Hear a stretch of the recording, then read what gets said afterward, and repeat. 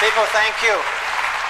It's great to be here. I've visited before here, and you're great people, and I'm just surprised of all the people that come. I'm just happy that you have so many problems with your kids. How about that? How many have teenagers? Raise your hands. Condolences. I can tell by the desperate looks in your faces who's got teenagers. How many have been to one of my seminars before, please? Okay, you people need to laugh at the same jokes again. Would you do that for me?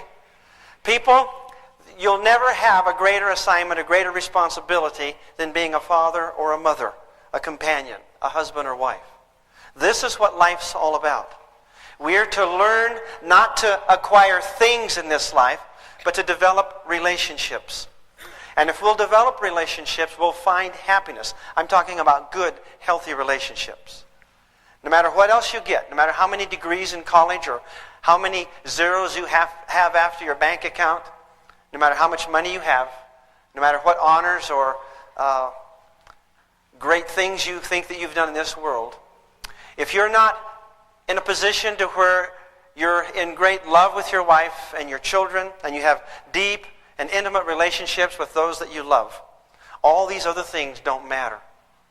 I've counseled with one young man in particular got $25,000 from his father for his birthday to go around the world during the summer. This was a boy about 22 or 3.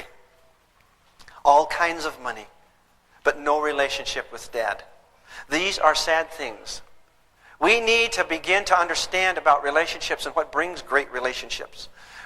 How we can heal these relationships. Some of us are in marriages that are not happy. They're not intimate. There's no bonding. There's very little bonding. And we're worried about it. We just say, well, that's the way it's got to be. We feel stuck. Every once in a while we'll make a sincere effort to have a better relationship, to develop communications or work with our children better. And pretty soon we're right back where we were. Nothing has happened. Nothing big has happened. And we're right back where we were. And pretty soon we come to a point where we really, truly believe that we will never be able to enjoy those relationships, the warmth, the intimacies that we dream of, that our hearts need. Now we're going to stumble along and be in pain until we learn what we're doing that's wrong, and until we're willing to gain the knowledge and the intelligence to get those things in our heads that will straighten our thinking out to where we'll be able to relate to other people like this. I came from a very dysfunctional home. Papa was alcoholic and Mother was a codependent. Mother's job in life, you see, Dad was addicted to the alcohol and Mom was addicted to saving the alcoholic. And so her life and the family's life revolved around fixing Papa. And Papa was always going to quit drinking. He was going to stop doing these things. And Mama was going to divorce him or whatever, the threat after threat. I went to 14 schools before I graduated from high school. It's a wonder I can read. But as a matter of fact, you know, as they struggled and had their problems, we as children were taught to focus on Mom and Dad's problems, not to focus on our needs, not to focus on what we needed, but to focus on Mom and Dad. Because they were so in lock, having such a hard time with their relationship. It was so dysfunctional and painful that all they could do was put their energy into that. And when the kids came, they kind of weren't there emotionally for us, especially Papa. Papa was addicted to crisis. He was addicted to the bottle. Wherever we went, anywhere, Papa had to end up getting mad at everybody. He couldn't stand a peaceful situation. He had to stir it up. And over the years, in ever more clever ways, he required and demanded the focus of the family. And the strength of the family went into that alcoholic behavior. And so Mom was supposed to save him, and the kids were trained to save him. And so Mom, in our home, we developed these codependent people. Codependent people, you see, are always worried about everybody else's problems. I was made to feel selfish if I brought my problems up in the home, because they had these big problems. And so, you know, codependency is a loss of relationship with self. Codependency is when I am not in touch with my feelings, my thoughts, my needs anymore. I'm taught that that's selfish, and so I don't think about these. I don't take care of these. What I do is think about other people and fixing them. A codependent is a person that's involved in so many other people's lives and fixing other people, they don't have a life of themselves. We have kind of a joke about it. If a codependent is ever in an accident and almost killed, somebody else's life flashes before them. Now, that's sad. That's sad. We need our own lives. Now, let's look at this a little bit. I'll give you some qualifications or my background a little bit. That was a wonderful introduction, and I appreciate those kind words. I have a master's degree in marriage, family, and child counseling. I've been a social worker with the Department of Social Services in California, aid to families with dependent children. I have been counseling since 1966. That's some 32 years. And I want to tell you, there was a time when I did not have much sympathy for people who were having problems with their kids. Because I'd been to school and I had studied it. And I had a good chance. I had good results with my kids. My first 3 kids were easy. I thought I was a wonderful parent. I was just lucky. And I thought if you just talked to your kid, you just loved them enough, and you just talked to your kids enough, that everything would be okay, because kids are smart. And if they're going upside down or going off the wrong direction, just sit them down. Just talk to them. Hold their hand, look into their eyes, tell them you love them, and talk to them and explain it to them, and they'll turn around and be okay. Anybody ever thought of that? Anybody ever been told that? That's baloney. Anyway, I was telling people to go home and talk to their kids. Now, when Danny came along, he challenged everything I ever knew. He challenged way beyond my capacity to deal with him. He got into my face and he said, I'm going to live my life. It's my life, and I have the right to live my life and do what I want to do. And it's nobody else's business. And I said, Danny, you don't understand. Drugs are terrible. Danny got introduced to drugs by friends at church. I was ready to go down and shoot somebody. I was really mad. That one kind of snuck up on me there. And so I was upset about it. But Danny would have found them somewhere, right? You can't keep your kids from drugs. You can't protect them from what's out there. You can teach them and set a good example and hope for them, but you cannot shelter them. And so as Danny began to go upside down, I started reevaluating all this counseling that I'd been trained in, all this education that I had. And I saw that it didn't work. And I went here and that didn't work. And I went here and that didn't work. And nobody could help us. And I was really desperate. My kid was drowning. He was dying. And nobody could help us. And I had to go back and reevaluate my whole basic philosophies about life, about relationships. And I came to a point and I turned a corner where all of a sudden I began to realize that you can't make people do things. You can't make your kids study. You can't make them be good. You can't make them clean their rooms. You can try, you can threaten, you can be angry, but when push comes to shove, if you have a child that wants to go out and get drunk, they're 15 years old, I don't think there's a parent in here that could stop that child. What are you going to do, lock them up? They're going to find something to drink somewhere. They're going to find something to smoke somewhere. If a child is bound and determined to do something, a parent is helpless. And so I had to face that. I had to come to a place where I began to acknowledge my limitations as a parent, as a man. That I had limitations. That I had limitations to my strength, the number of hours of the day I could chase that kid, my emotions, everything, my finances, all had a limit. And I had to deal with those human limits of myself. All these unrealistic expectations that I had about this perfect family, about all these children who love their daddy. It wasn't always true, and I had to live with that. All right, let's go on. I had stopped doing individual family counseling because I found that I was telling everybody the same thing and repeating it week after week after week. I found that people needed education more than they needed counseling. And if they had good education, most of the counseling was unnecessary. I believe that we need to teach our people to fish, not give them a fish. I believe that we should teach them, and I believe that you can learn anything that I have learned. I believe that you don't have to have a PhD to raise a healthy child. I believe that if you love your child and you have an environment of consecration and you require that they work and that you develop the relationships and require accountability and responsibility, then always unconditional love, that you can raise healthy children.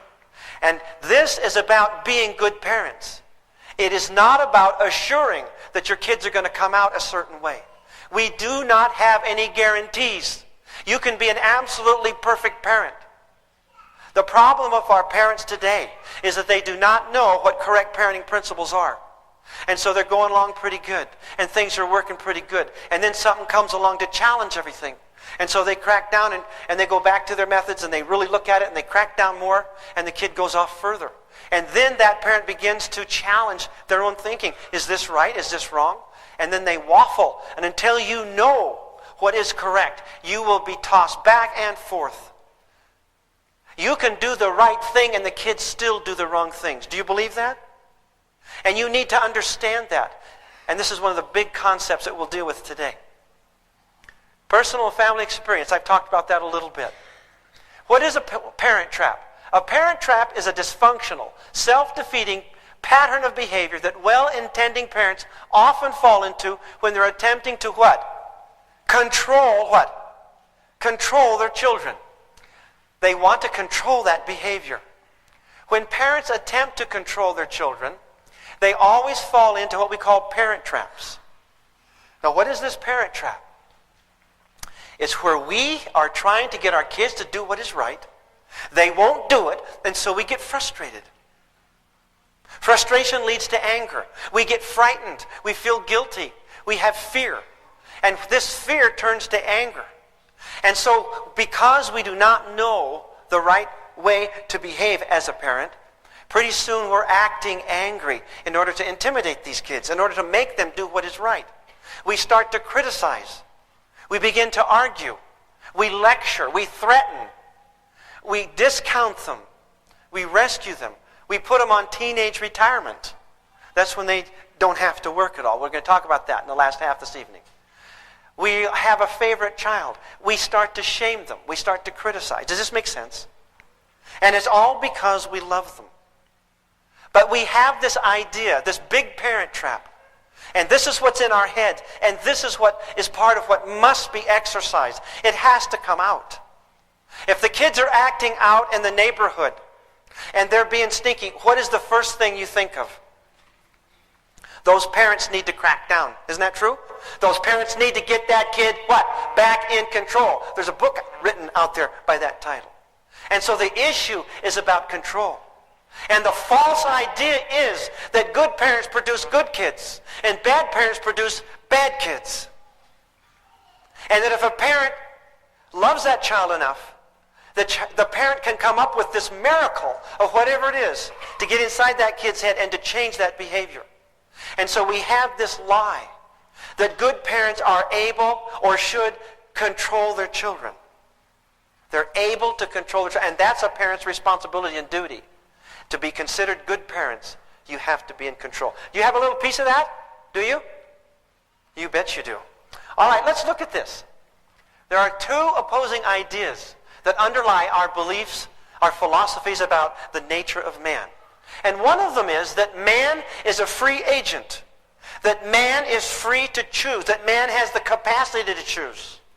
And because he has that capacity to choose and make choices, right, then he has to be held accountable. He has to be responsible for those decisions. And that if he is accountable and he has the power to choose, then he can earn rewards or be punished according to his choices. We also have wrapped up in that package the fact that children, men, when they make choices, being inexperienced, they will definitely make mistakes. They will make mistakes, and it's okay to make mistakes. And we don't have to get all angry and upset when people make mistakes. That is part of the learning equation. So we accept these children. We don't treat them stupid. We know that we never make mistakes that we're too smart to make. That in the universe there is no loss. That we do not make mistakes that we're too smart to make. We only make mistakes that we need to make because we're stupid about that point.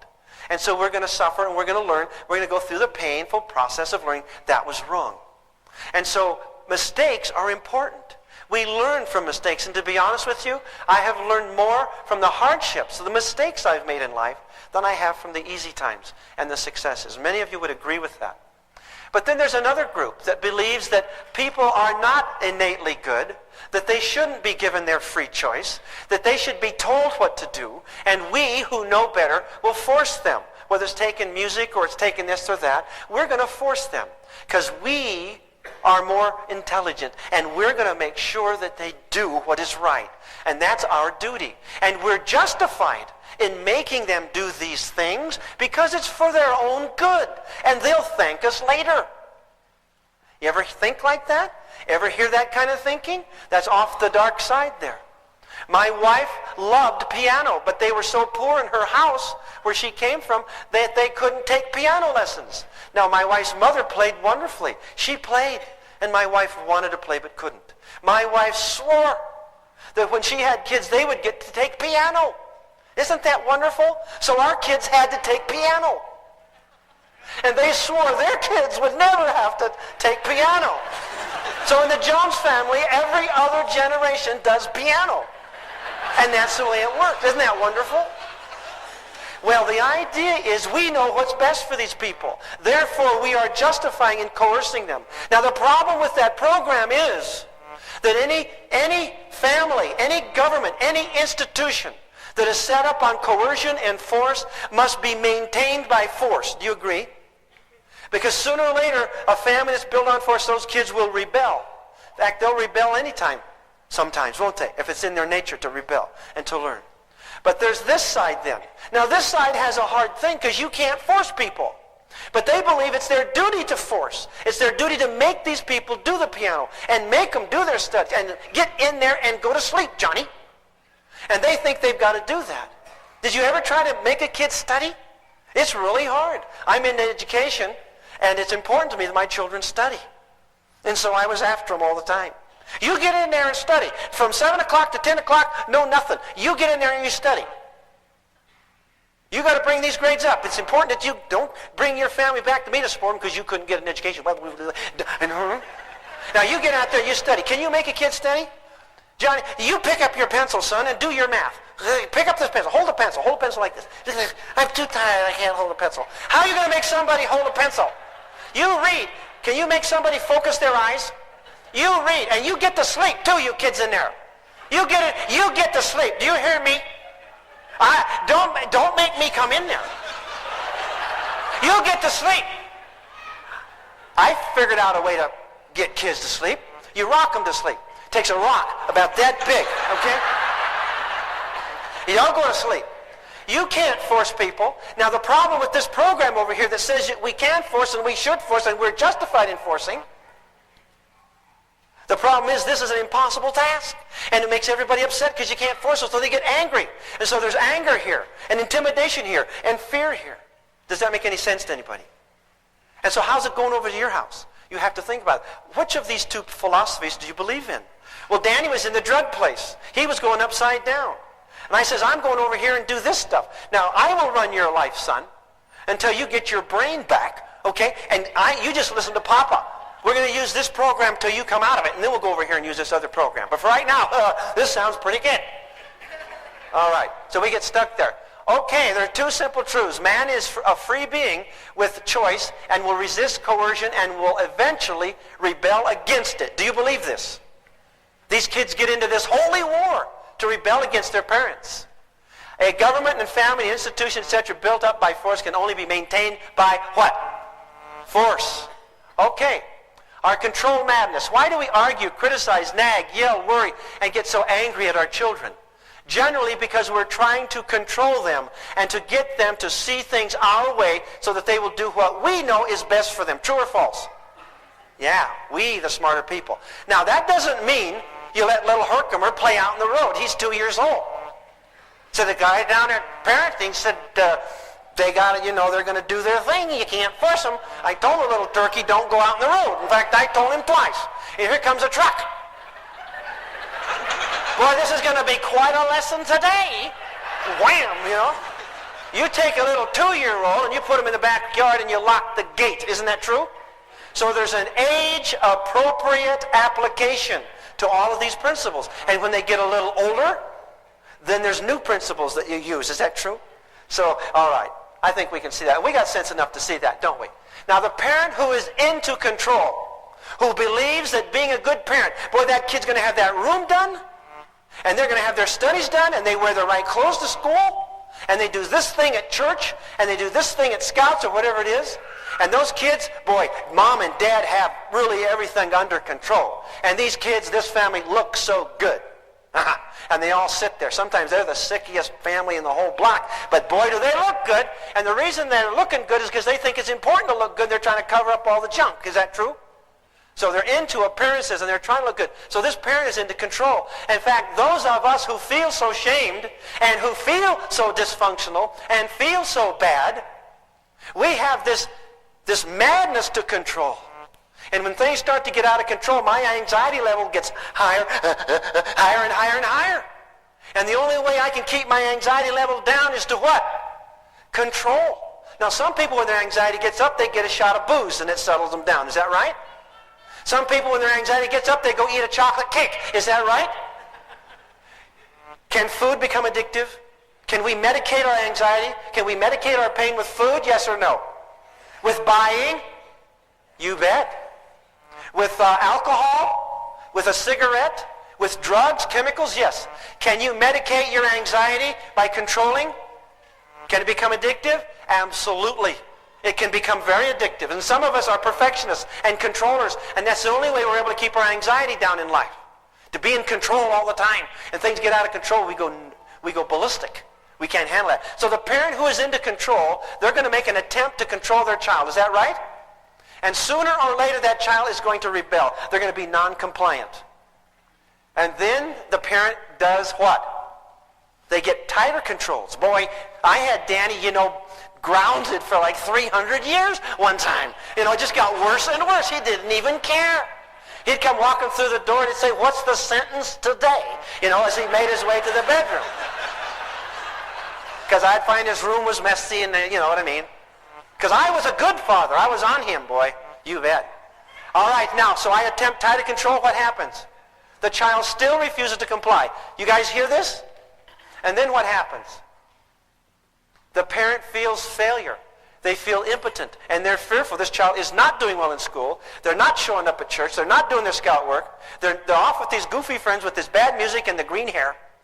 And the parent gets a lot of anxiety. Is that true? Now, to get the anxiety level down, what's that parent going to do? Stronger methods of control. Is that right?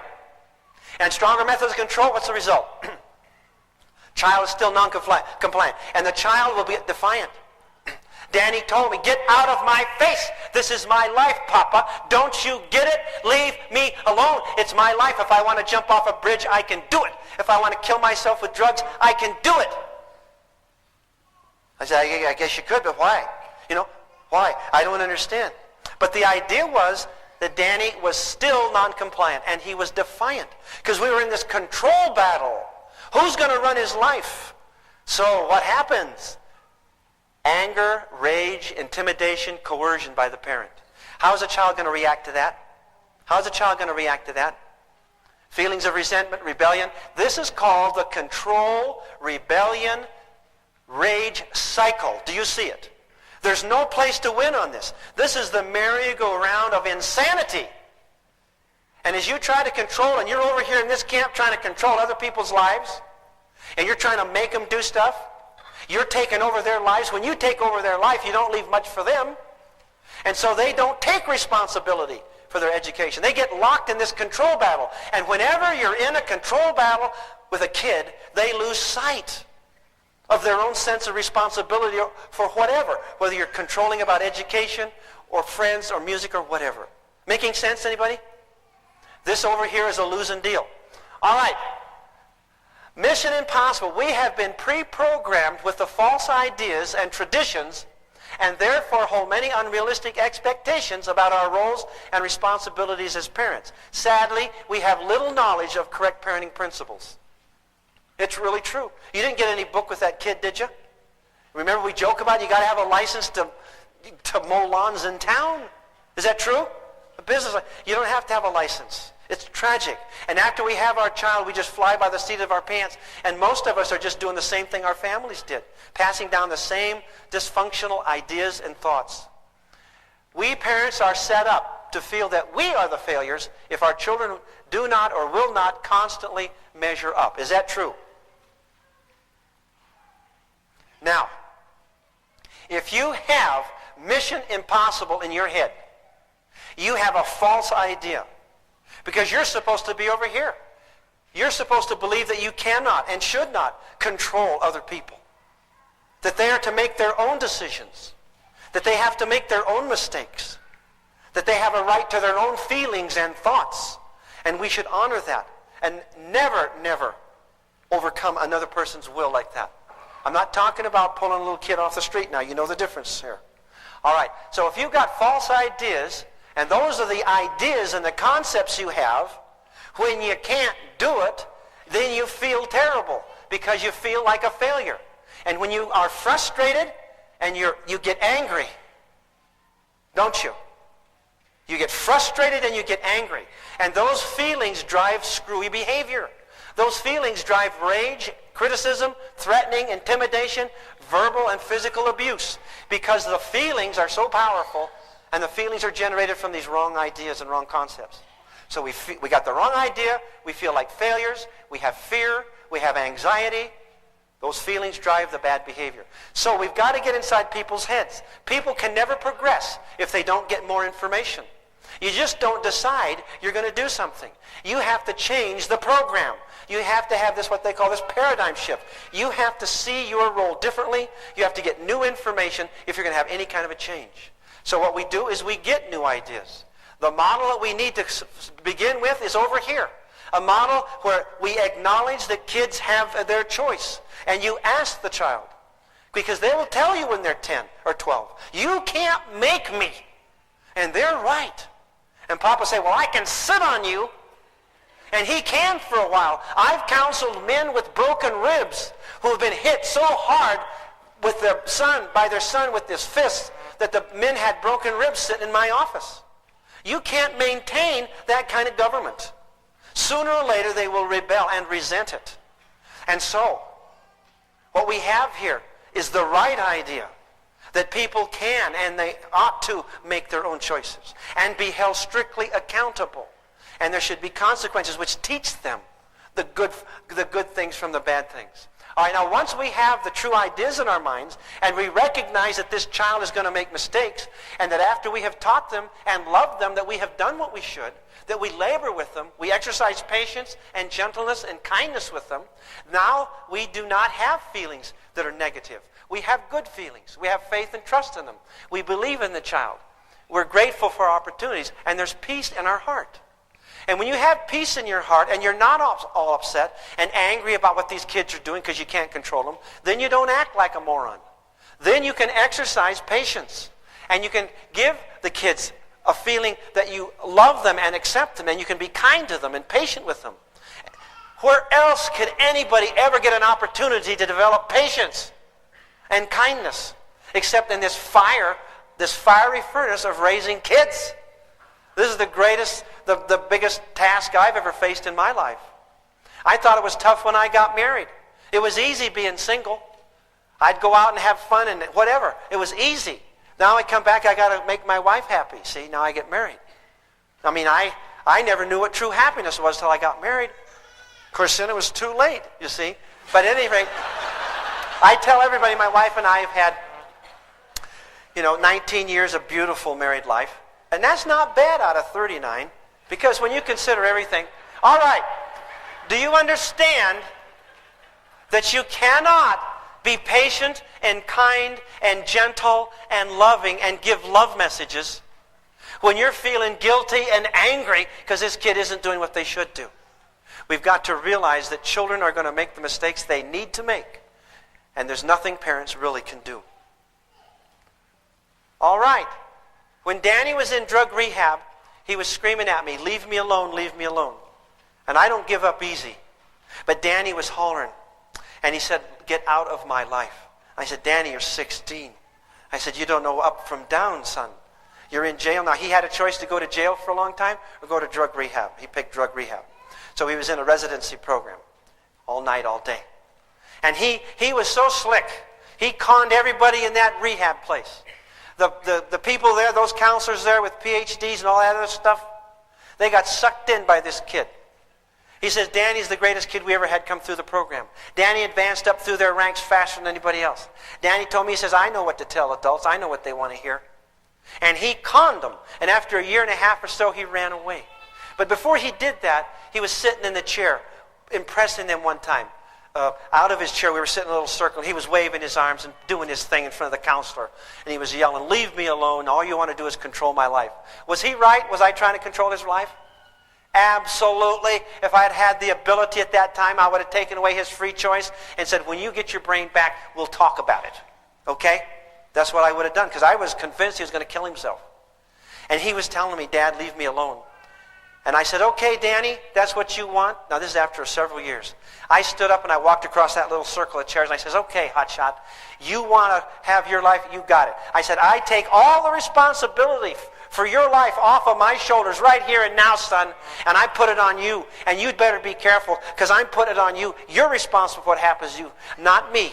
And I'm throwing you out in the deep sea, Danny, with the shark and the barracuda, and they're going to kill you. They're going to eat you up. You are going to die. In fact, I was already starting to process his death, because that's what I was looking at.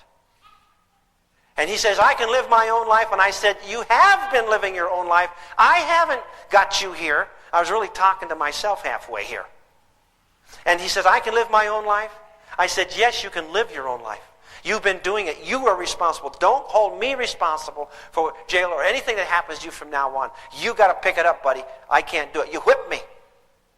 Every day I would try to fix him. Every day he'd try to do something stupid. Who won that game every day? He did. He won it every day. I was a nervous wreck. I couldn't work. I'd be up chasing him all night. He'd sleep during the day. I'd try to work during the day, can't hardly think. Come home, he's run away again. I'd chase him. I was obsessive with this kid. I felt it was my job. I would never let him go. I could never let him go. Now, he had this girlfriend that he'd been going with that was not, really the girl that you want in the family. All I can say is she was very available to everybody. And we'll call her Susie. And he'd been going with her. But before that, I told him, I said, there's this one girl Papa sees. Son, she's like, Daddy can see it. Papas know sometimes. And this girl is trouble with a capital T in River City, baby. Don't go with her. And he said, who? And I told him, they've written a book. They've done a study on kids of psychologists. We will not discuss it. All right. And I said, don't go with this one. And it was just like glue on glue, wasn't it? And they just put them right together. And they were in love. And they would walk up and down in front of the house, And I was so hooked. I'd run from the windows in my house, watch them back and forth. They walk down there, then they'd walk back, and I'd watch them, just praying nothing would happen to him. And see, all he would do is punch the button. Watch Papa jump. Bum, bum, bum, bum. Boop, boop, boop, boop, boop. And watch him cry. Watch Papa not sleep all night. I can do this. He was out there punching buttons. I'm telling you can set more fires than you can put out. Do you believe that? Yeah. Anyhow, Danny was out there. My life was miserable. And he says, you mean I can live my own life? I said, yes, son. Live your own life. He says, will you let me marry Susie? Shot me right through the head. I'll call you and raise you 10. Is that what he was doing? Boy, it would take me forever to come up with a response like that. Can I marry Susie? And I heard myself talk. I was in the spirit. I said, of course. I give my permission. My wife made kind of a choking sound. I was sitting here. Can you just see this at the wedding reception? This is our daughter-in-law. You all know Susie. The Susie. Yeah, you know her. Yeah. He says, my son says, Dad, you're kidding? You'll let me marry her? I said, yes, you deserve each other. God bless you, my children. Just live far away. He says, Papa, you're nuts. You'd let me marry her? The Susie. Yeah, the Susie. He says, Dad, you really let me marry her? I says, go get the paper now. Let me sign it. My wife's digging into my arm with her fingers over here. I says, yes, son. Go forth and be happy. He says, marry her? Now, what had they been talking about walking up and down in front of the house? Oh, if our parents would only let us marry, we could be happy. But our wicked parents, on and on like that. Can't you just say it? Now I says, marry the turkey. Yeah? Who's got the problem now? Who's shouldering the burden for the first time? When I dumped it onto him, I says, you go ahead and do what you want. And he went just like this. He had one hand on the chair and he puts his other hand up here and he says, really? Marry her? I says, that's what you want? That's what you've been begging for? He says, Papa, I don't even like her. I almost passed out. Almost fell right out of my chair. What had this been about? What had this been about? It was control. It was control. And when I took control of his life, he didn't have responsibility. Is that true? I said, you can't marry her. You know? You don't know. You don't understand. Pardon me. You know, but these kids, what do they know about love? Anyhow, it was just to punch my buttons. Whenever you get into a power struggle with a kid, the issue of their personal responsibility around the issue is fogged out. They don't pick it up. You start arguing about their body, keeping it clean, they don't care. They're into this holy battle for what? Freedom. And they justify themselves. You know, don't jump off the cliff. Whoop, there they go. It's just that dumb. It really is. All right. Danny in drug rehab. Continually trying to control what we cannot and should not control is the cause of most of our anxiety and stress and destructive anger in life. Would you agree? Yes. Involving ourselves trying to fix some irresponsible person who continues to make all these dumb choices, and we're taking on our responsibility that we got to save them. Now, some of you are sitting here thinking, oh, so-and-so needs to be here to hear that. So-and-so, all you codependents, that's what you're thinking. How many have thought of that already? Codependents? Take care of your own stuff, right? Okay.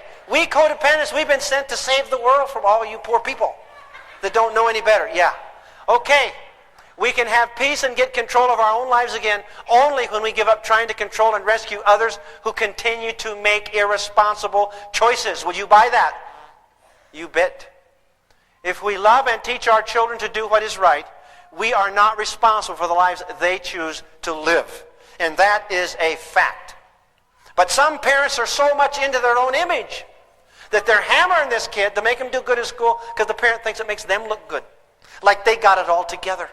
And we've missed the whole point. We are so phony. We're into our own image. And some parents hammering these kids and not doing for the kids what the kids need to have done for them. The parents are doing what the parents want done for the parents at the sacrifice of their kids. Sometimes parents rescue them and give them money when the kid won't earn it, etc. We're going to talk about that too. All right, let's look at this. This is the parable of the seeds. A sorrowful man came to the prophet and said, I am the father of a wayward son who has broken his faithful mother's heart, that her tears dry not up, and she cannot be comforted. What wisdom can we know to endure our grief? The prophet perceived the man was good and said, hear the parable of the seeds. The Lord gave unto his servants seed to plant in his fields.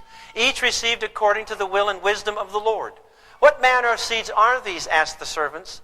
That is not for you to know at this time, but I know what kinds of seeds they are. Plant them, water them, fertilize them, weed them, and protect them from predators, and you will discover for yourselves what kinds of seeds these are. The faithful servants went forth and planted the seeds and began to tend the fields according to their desires and skills. They labored diligently and brought forth beautiful vegetables and flowers. But to their great disappointment there were certain weeds and thorny plants that sprang up and tormented their hearts. These servants cried unto the Lord, however faithfully we labor, we cannot get the thorny plants to produce good fruit. Why have you given us noxious weeds and thorny bushes amongst our fruitful plants to take away our joy? Who are the seeds? The children. Who are the servants? The parents, obviously. And the Lord answered, this is wisdom in me. Tend to them and labor with them. For it is not the same season for all seed. And in their maturity some thorny bushes produce a blossom of the most desirable fragrance and delicious fruit, notwithstanding the bitter season. Call no seed evil, for I, the Lord of the fields, have judged all my seed worthy of life. Do not be downcast, For power is not given you to change the nature of any seed. You did not create the seed. You are only able to help the seed become what it is. The unfaithful servants planted their seeds. They did not water well, but the Lord rained upon the land, and the seed sprouted and survived. The unfaithful servants did not fertilize, but the Lord provided sufficient nourishment from the earth. Nor did the unfaithful servants weed their fields, so that weeds grew up in great abundance and tried to choke out the good seeds. The good seeds were much afflicted because of the neglect of the unfaithful servants, but they struggled and survived. And even in the fields of the unfaithful servants, nature prevailed. Vegetable seed became vegetable. The fruit seed sprouted and bore fruit, each after its kind. And the seed of the thorny bushes and noxious weeds sprouted, each after its kind. And some of the thorny bushes in time bore delicious fruit, even as the Lord had said. Then in the harvest the faithful servants were blessed and honored, and had great joy. But the unfaithful servants received no more seed forever. This has some deep meaning. There was a farmer, a good farmer, who found a seed. And being a just man, he wanted to give this seed all the advantages that he possibly could. And he was a farmer that was renowned for all his beautiful rose bushes throughout the whole world. And if you looked over his farmland, you could see acres and acres and acres of beautiful, beautiful roses. And so wanting to give this seed the most benefit that he could, he took this seed and he planted it in the most choice part of all his garden. And as he planted this seed, he poured rose water on it. And he sang a rose lullaby. And he fed it rose food. And the plant germinated after a few days, and it began to sprout. And this little teeny tender green shoot came up out of the rose bed. And all this little plant saw was roses and smelled beautiful rose fragrance. The beautiful grandma rose and grandpa rose. And more rose water and more rose food. But it grew into a carrot. And the farmer was horrified and said, "What have I done? Where have I failed? What more could I have done to make this seed a rose?" And he felt guilty and beat himself up and whipped himself and flogged himself until he came to a parenting class and found out that he had some wrong ideas. Can we change the nature of a seed? Wherever you plant a carrot in this earth, if it's possible to grow anything there, what will that carrot seed come up? A carrot. What will a rose bush do? It'll produce roses. And so each of us, you see, has to realize that our influence, although tremendous as parents, is only influential. It is not deterministic. And what that child decides to do with their life depends on what they choose to do. I do not have to be a gambler. I do not have to be an abuser. I don't have to be an alcoholic. I don't have to be that. I have a choice. I have a will. And although I have tendencies and I'm obsessive compulsive, and some of that anger, some of that rage has come down from generation to generation, I don't have to buy into it, and I can resist it and not pass it on. Do you believe that? I don't have to be autocratic. I don't have to demand that my kids do this. Papa believed that he had to whip you and knock you around so you wouldn't get ruined. All right? And so if I ever got that look on my face or that certain tone in my voice, I got hit hard from any angle, anywhere, with anything. Do you believe that? And so that is shaming, because a kid thinks parents are wonderful. And this child believes that parents are right. And if there's something wrong, it's me. And that's a shaming process. All right, let's look at this. Anger. How many of you get angry at your kids? Raise your hands. Even raging? Boy, that was almost every hand, wasn't it? You get angry. Why do you get angry? It's because we don't understand the truth. Once we understand the truth, there's no need to get angry like that. And there's no need to rage. Let's look at this. I'm going to talk to you about this. Anger is a secondary emotion. Anger itself is not a primary emotion. Anger comes When you've been frustrated in getting your goal. When you've been frightened and frightened and frightened, and now you're not going to be frightened anymore. When you've been humiliated and humiliated, and now you're not going to take it anymore. And you convert all that vulnerability, all that weakness, all that pain into action and anger, which motivates you and drives you now to do something, however stupid it might be. But anger has a demand in it.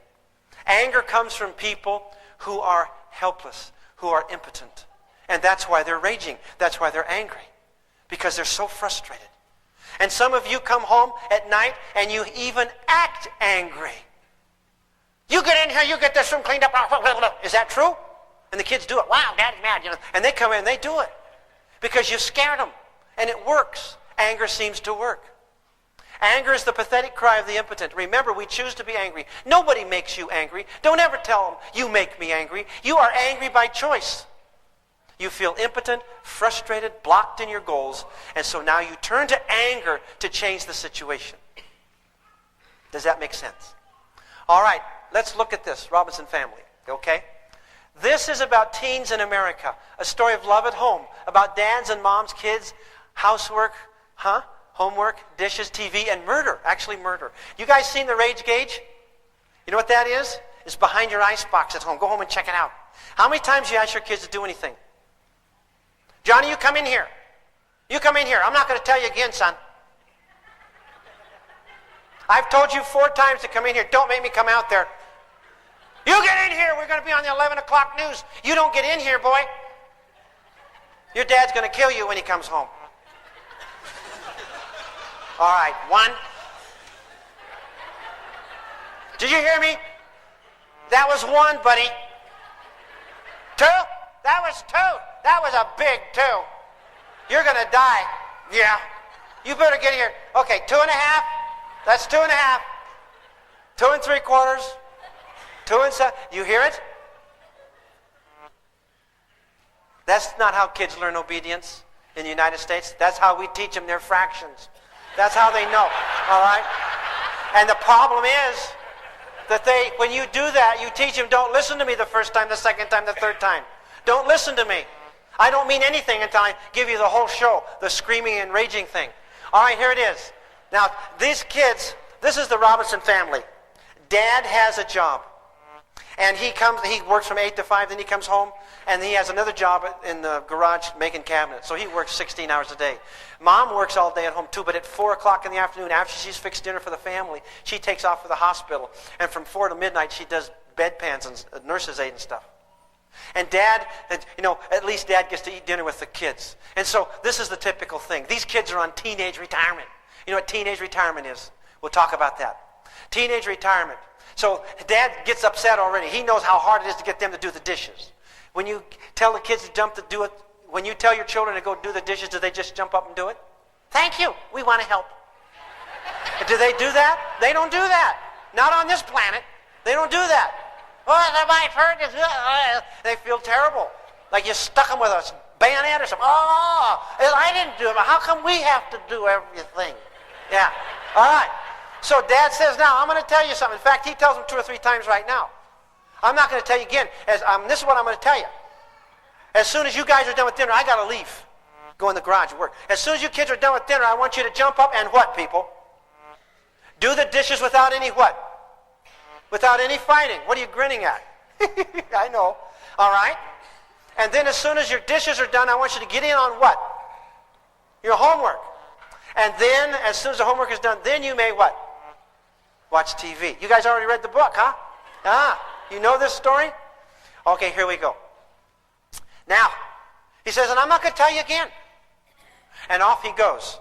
Now, people, use your imagination. You're not going to believe this. Use your imagination. He comes back in an hour to get a root beer out of the icebox. He goes over and he glances in the front room. What does he see? The kids are in there watching TV. How did you know that? And now he looks over at the dishes and they're still what? Still sitting right there getting hard. And so he does this Alzheimer's thing. Didn't I tell you kids to do the dishes? I told you don't watch TV. What's the matter with you people? You got brain damage? You can't remember anything? Get in here and do these dishes. What do the kids say? Dad, we got to watch this. We got to write a report for school. All 3 of you got to write a report for school? Yeah. let us watch this, Papa. Okay, and Dad says what? Don't play with me. I'm nobody to mess with. You don't want me on your case. Okay, you watch that television. And when I get back in here, these dishes better be done. Don't mess with me or you will be sorry people. I will take you out. Dad, we got to watch this. They turn it up. He comes back in 3 or 4 more times during the night. You know what I mean? And they come back. You said you do the dishes. Is that the same program? Yeah, that is the same program. Of course, that's the same. That's 3 hours long. It's a long program and a long report. Yeah, okay. Does he get madder and madder and madder? Does he? And finally, he comes in. After asking 10 times. And he just blows. And this time the channel has been changed. It's 11:15. And he has had it. He comes in, and now they know this is it. They know this is it. Because when he gets to that point, he's actually dangerous. Because he's not in full control. But now kids are going to push him right up to that point, of course. Now they will never respond and reward when Dad says, will you please do the dishes? They never reward that kind of behavior. They want the whole show. They want to see the Father from hell. And they know this is it. Because when he gets to that point, the veins stand out on his neck. And there's a purple vein pops out on his forehead. And he kind of stiff when he walks. And his eyes bug. And he spits when he talks. And you can only understand about half of what he says. And he comes in and wham, and he hits it. Oh, hurts his hand. Those kids, they're gone, all 3 of them. They don't even turn their back on him. They walk through the kitchen. We're doing the dishes. We're doing the dishes. Why are you so upset, Papa? And now he's, The people down the block say, what happened to your Papa last night? They say, oh, it's our turn to do the dishes, and that's how we do them over our house. Now, Dad is screaming. Have you got the idea? Now, isn't this just what the neighbors do? Isn't that what your neighbors are doing all the time? Now, how many requests do you make before you start acting crazy? Huh? Where should we actually take... Does rage work? Did they really get up and go? Now, the thing is that you got to understand about this, that this idea that rage works is a wrong thought, is the wrong idea. Because, we could test this. We could put this variable out of here, and we could put the dad in a cage in the front room. So he couldn't get out. And he wouldn't be dangerous at all. Okay? And you could put him in there, say, make sure they do the dishes. He would be screaming, rattling the cages. Do the dishes! And the kids wouldn't care. They'd just dance around and poke him with a stick. They don't care. And he's going crazy having a coronary arrest. Write this down. Your kids do not care about your mental health. They are not concerned at all about your mental health. They don't care. Now, kids have to have what we call an insurance whack. Because they don't always know for sure where the limit is. It's kind of out there. But they got to get it all or they can't sleep nights. They just lay awake. Could I have gotten away with a little more? Did I give in too soon? And so once in a while they get in there and they push up against that limit. Dad goes, pow! Now that was it. Yeah, that was it. But sometimes there's a little more ground out there. They can push further. All this time they could have been doing wow. And now they get out there. You call up and hit a kid. Bam! Raymond, I told you 3 times to get out there and empty that trash. You deaf boy, get that, move on.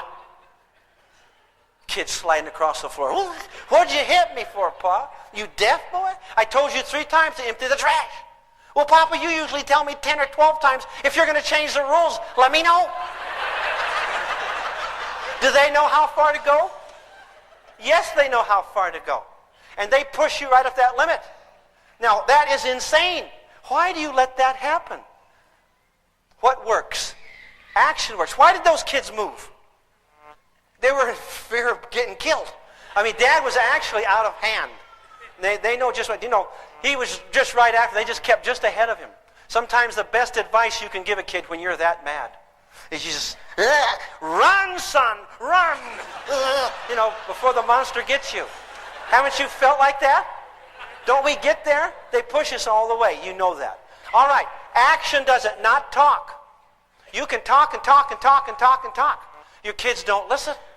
You can talk, take out the trash, stop the fighting, feed the dog, pick up the grandma, blah, blah, blah, blah. You can talk till your lips get cancer.